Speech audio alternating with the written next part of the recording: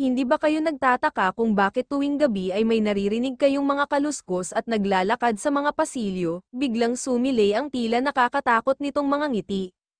Mas lalo naman siyang napadikit sa katabing si Becky. Sa pakikinig kay Sofia ay wala sa sariling napakapit na lamang siya sa braso ni Becky.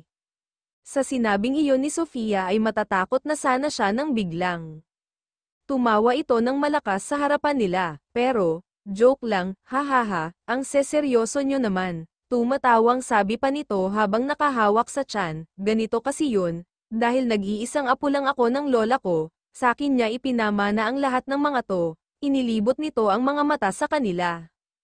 At kaya ko kayo pinapunta rito dahil iyon ang bilin sa akin ng lola bago siya namatay, kapag daw dumating yung first death anniversary niya, kung sino raw ang dadalhin ko rito sa bahay ay bibigyan ko ng tag-iisang painting.